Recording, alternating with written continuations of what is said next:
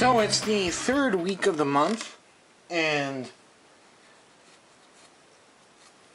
that usually means we get the Maddie.com subscription shipment, and I'm running a little bit late with this one because I had lots of stuff to get to it before I could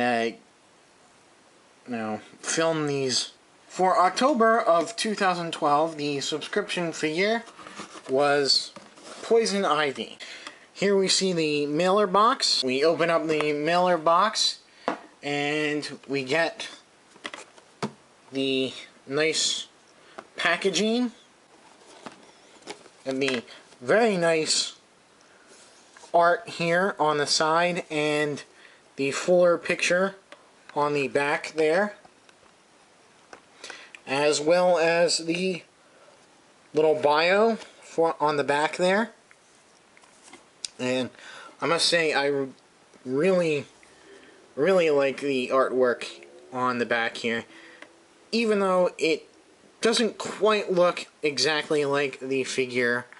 And here she is. Poison Ivy, or Pamela Isley, first appears in Batman number 181 back in 1966. Now, she had quite a different look to her, and this look is more based upon the modern day interpretation of her. I did kind of want the older looking one because, well, I've recently become a fan of some of the series that she had a role in, particularly the Secret Society of Supervillains. The sculpt of the figure is quite nice. Mainly the body, from what I can tell, uses the mold that we first saw in, I think, Star Sapphire. Except she has a new head and new feet. There, of course, not wearing any shoes. The paint scheme is pretty good. She's got this light green complexion that gives her an almost phosphorescent look to her. Now, she does not glow in the dark, but she looks like she might as well be able to, because she is just that color green. Now, the other colors that she's painted really do work well on her. Her hair is a nice deep red. I like that. You got the dark green, or the two dark greens of the leaves around her costume and the costume itself, which are pretty nice. And there's no real paint slop around her anywhere that I can tell. She's even got a little bit of toenails polished on her feet there. I like the leaves that are stuck throughout her hair in different spots. I think that's really nice. Her face is painted pretty well too. The one thing that I take issue with is her green lips. I think they would have looked a lot better with red lips. Pretty much the way she appears on the art on the package. Now, she does have several accessories, although they're not too great. They are these little vine pieces on both her arms and her one leg. You can remove them if you want. They don't really interfere with articulation. They are solid pieces. They are not bendy pieces.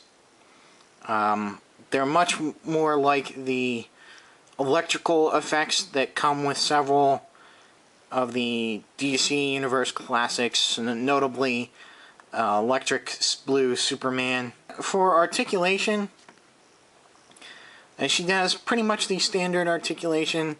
Her head is a little bit limited due to the size of her hair. The hair is solid, so you're not gonna get much movement out, or any movement out of it. So there, and I notice it does tend to make her a little bit hard to get her into the right position to stand, but once you do get her into a good position, she does stay there. Her arms do go all the way around, out to the side, rotate at the bicep, bend at the elbow. She rotates at the wrist. She's got this upper torso articulation. Doesn't allow for much movement. A little bit side to side, but that's it. Legs do go forward, back, out to the side. She rotates at the thigh, bends at the knee, and at the ankle, forward and back. And that's it.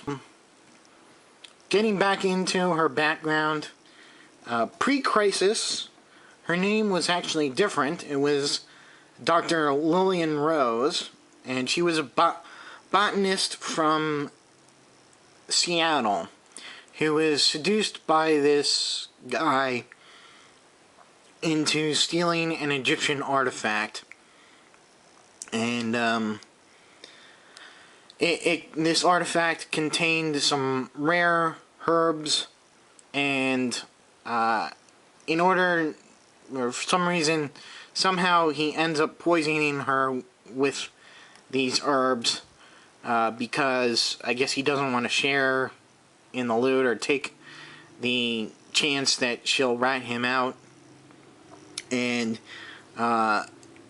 she almost dies, but finds out that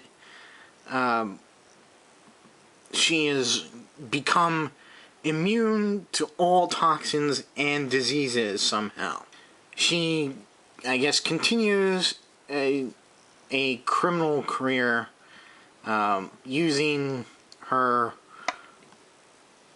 talents there. She does, I think, eventually gain the ability to control plants somehow down the line. That's when she joins the Injustice Gang, the secret society of supervillains, and then is captured and spends a little time on the Suicide Squad as well.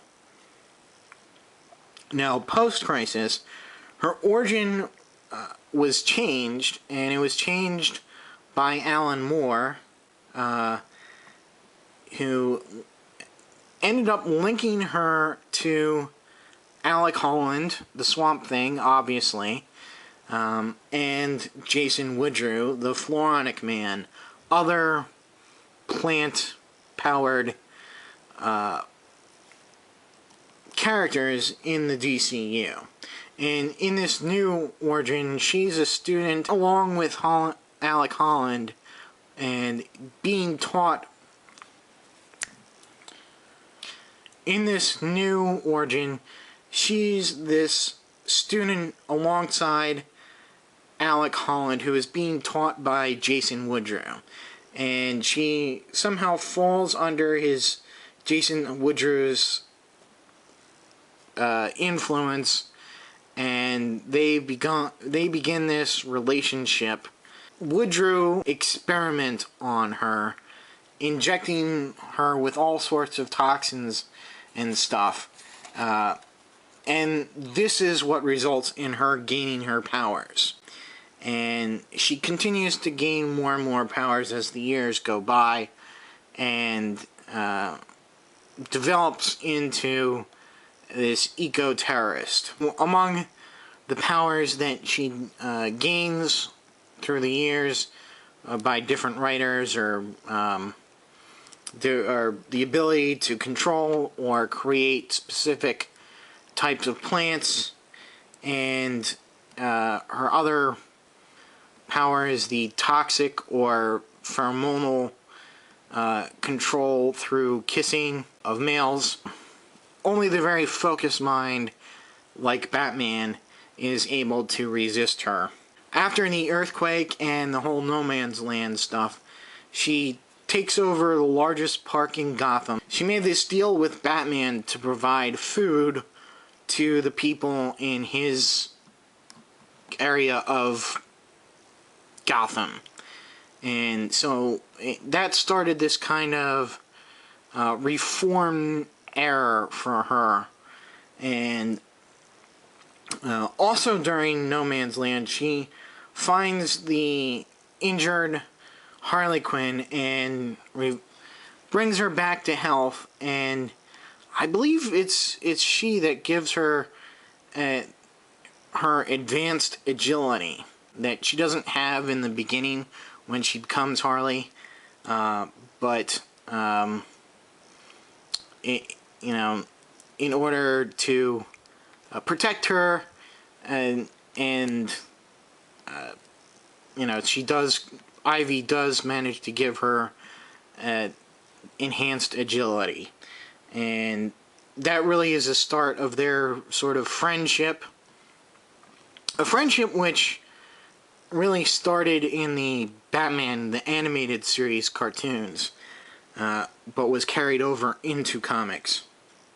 She was manipulated a lot by Hush and Riddler, and that factors into a lot of her stories in the pre-52 DC universe. It seemed like during the 1 year later, which came back after Infinite Crisis, she was back to more her eco-terrorist self. But that soon changed, and they started to kind of reform her a bit more.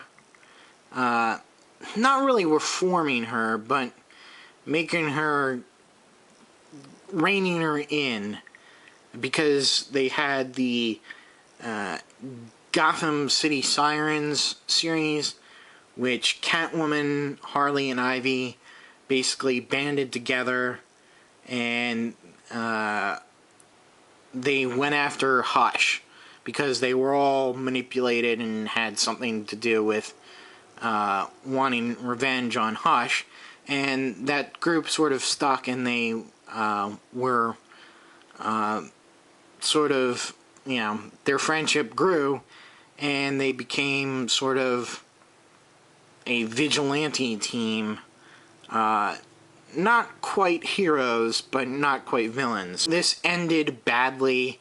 Ivy, she tried to discover Batman's ID, which Catwoman knew, but was holding out with the other two.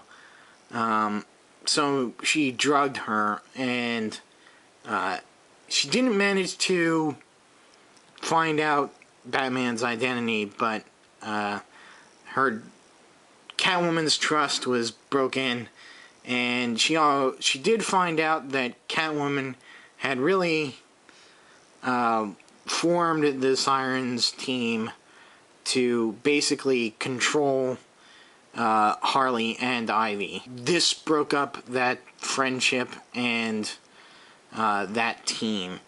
And now that in the new 52, it seems like she's just back to her old eco-terrorist self, and you